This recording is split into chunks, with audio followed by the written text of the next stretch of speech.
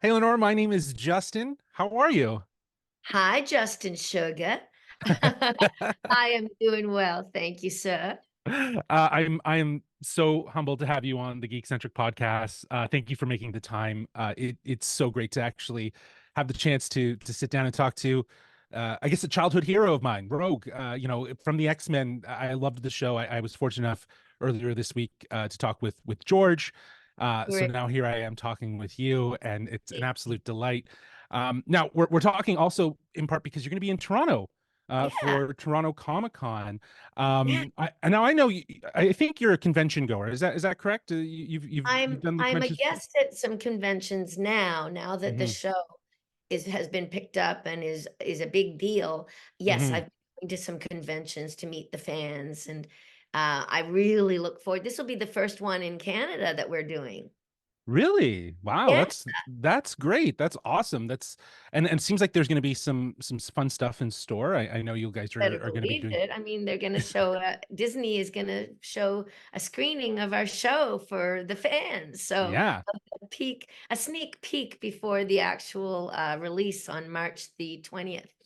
Correct. Yes. So that's going to be great because fans will have an opportunity to actually connect with you and hear more. And it's not just you; it's the entire voice. Well, most of the Yeah, voice cast that is going to be there. That is kind of celebrating this revival. Now, kind of going back, yeah, 25 plus years when you yeah. when you found out you're going to be this character, and I know you've done some live action acting as well as voice work. So I wanted to ask you, when you were discovering this voice and maybe even the heart and soul of Rogue, where did you start? How did you come up with that? Well, when I was first asked to audition for it by my agent in Toronto, I used to be with Oscar's Abrams Zimmel, and my voice agent, Elaine, Hmm. said, "Hey, Lenore, they're looking for a woman who has a deep, husky, sexy voice who Hmm. can do a Southern accent." And she said, "I think it's you." And I had played a number of characters like that on movies and television. And I'd only ever done one other animated show before that. Right. And I considered myself like a serious actress, movies, television, theater, radio Hmm. dramas. But so I didn't go and audition that first time around. But Right. about a month later, she called me again and said, "Lenore, they still haven't found the right character, haven't found the right actress for that character because it's you." So she said, "Get your ass in gear, get down to the studio and audition." So I walked into the studio and I saw a drawing of Rogue. And it's the classic Rogue drawing where she's standing there with one hip, put out and her hand on her hip and her red hair flying with the white stripe up the middle. And she's got this sassy attitude. And I Hmm. said to myself, I can do that. So, so I walked into the booth and I put the headphones on and I took one pass at the monologue that they had written, which was, I remember to this day, "My daddy liked to kill himself when he found out I was a mutant. I remember I had me a boyfriend when I was 13. Had me a boyfriend till I kissed him. Poor boy went into a coma for 3 days." Yeah. And all of a sudden, I heard all these voices in the headphones who were the producers and the director in LA Right. screaming like little girls, going, "Don't let her leave the building. That's Rogue. That's the one we've been waiting for."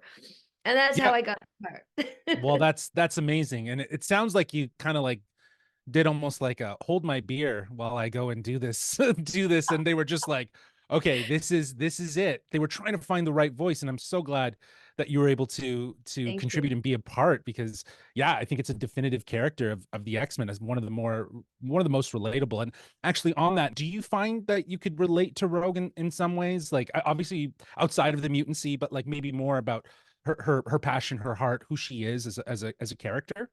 Absolutely. I often sometimes say, like, Rogue is me and I am Rogue.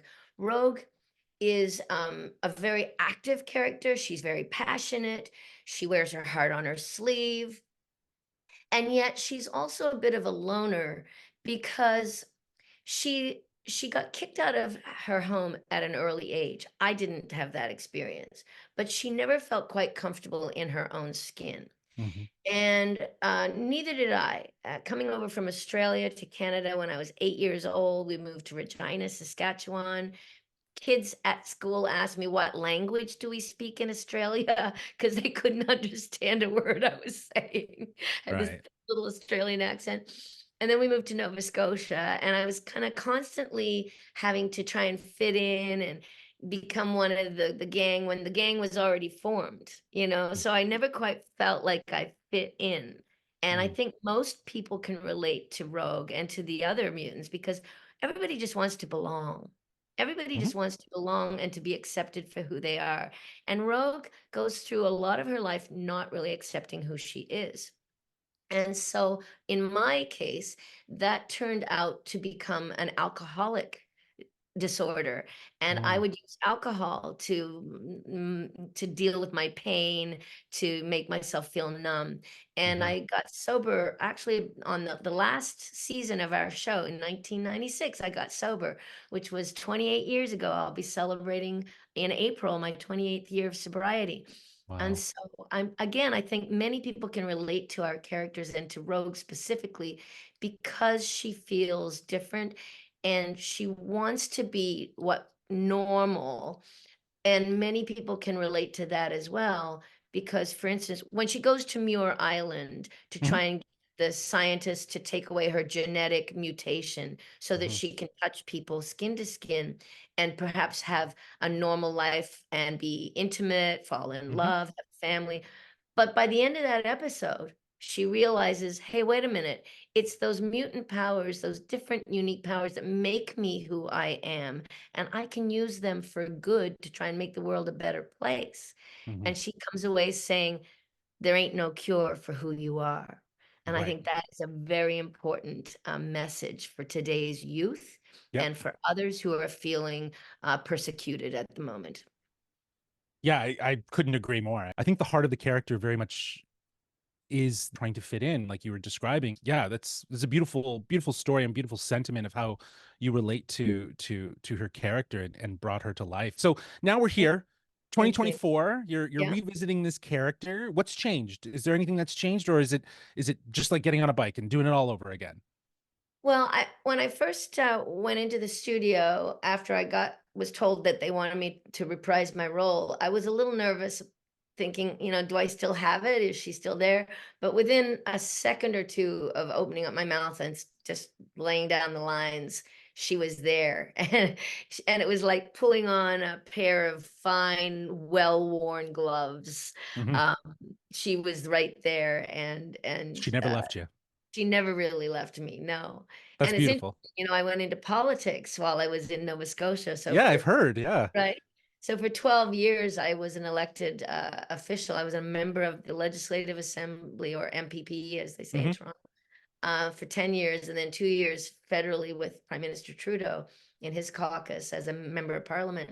And I brought my belief in justice and equality to my role as a politician as well. So right now, there's a bill going through the Senate, which I introduced, a bill that is basically an act to address environmental racism and Right. environmental justice. And right now it's in the Environment Committee on March the 21st in the Hmm. Senate. And if it passes that, it will go back to the Senate again for third and final reading. And if it passes, it will become law in Canada. And that's my contribution. And Rogue and she would be doing the same thing. Yeah, exactly. That's what I was just about to say. You are Anne Marie. You are Rogue. You guys are one. You've Yeah. done it. And I think for a lot of people, we've obviously had some live action adaptations, but for myself, this was the X-Men. Like this Thank you. was it. These characters were the X-Men. And now Yeah. here we are back revisiting, the Yeah. 97 crew and bringing back that nostalgia and bringing back a lot of the voice cast. I'm imagining Yeah. you've stayed in contact with them throughout these years. And is that true? To be honest, no. We had a Mm. reunion 5 years ago.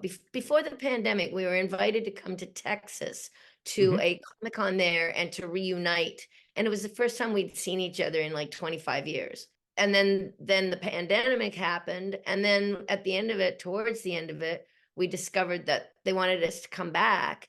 And so now we've gone to a few Comic-Cons and seen each other, and that's been really incredible.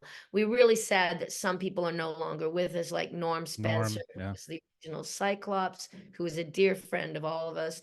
David Hemblin, who was Magneto. I loved David. I'd seen him He in was many so things. good. He was He was. forever, and which is why again I've come to look at voice acting as a whole new echelon of acting. So in some cases, I guess then will this be a sort of A getting the reunion. band back together? Yeah, I guess it would be a reunion since the show's now going to be a whole new. It's going to be a Yeah. hit. I guarantee it's going to be a I hit. hope so. It's I going hope to be. so. I'll tell you, judging from reading the scripts, obviously I'm not allowed to say anything about Right. the show itself. Other than that, I'll tell you this. Every time I get one of the scripts, I Mhm. cannot put it down till I'm finished. And I read all the way through it. And it's like I'm on the edge of my seat wondering what's going to happen next. Now, if Mhm. I'm feeling that way, I know the audience is going to feel that way. It's so well done. It's exciting. It's deep. Um, One thing I got to say, I think it's sad that we have to relook at these issues that are happening again today. These civil rights, human rights issues, the fact Mhm. that people are being attacked and persecuted again 30 years later. You'd think we'd all have our act together by now, but no, humans still are as ignorant as we used to be. So it's time for the X-Men to make an appearance. The world needs them.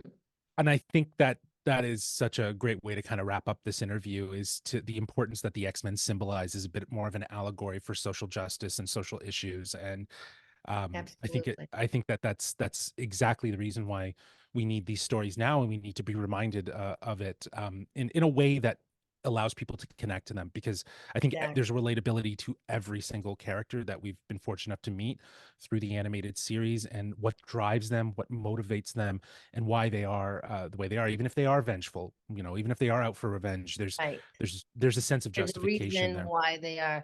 I know, and we oftentimes hear that Malcolm X and Martin Luther King were people that Stanley was thinking about when he wrote Magneto and Professor X, and you can really Yes. see that, right? Mhm.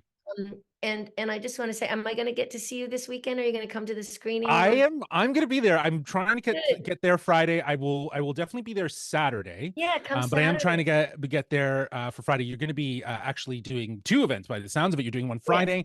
You're also going to be doing one Saturday. Friday one is going to be again a signings screening, and yeah, and signings and all that stuff. But I know yeah, Saturday, our friends at the Movie Podcast are going to be hosting that event with you, and it's going to be a good time. I'm excited to see it will be. what there is in store for Toronto Comic Con. Thank you so much, Laura. This has been an absolute You're very delight. welcome. You are the embodiment of Anne Marie Rogue. It's official. You are the character. I Thanks, love it, sugar. I and you really look. appreciate that. And I love that jacket on you. I think it's I know, fantastic. isn't it great? I got Yeah. it at the Uncanny Experience. They have this weekend in Hmm. Minneapolis. They're doing it Okay. again this year, where you can go and have and be in the whole environment of the Professor X's Academy for Gifted Ooh. Mute, and you can get one of these jackets. They're Okay, pretty I'm gonna have cool. to see if I can score one. I Yeah. appreciate you. All right, love. Awesome. See you this See you. weekend. Yeah, see Bye. you in Toronto. Bye. Bye. Bye. To find out how you can see Lenore and the entire cast of X-Men '97 at this week's Toronto Comic Con, check out our links in the description below.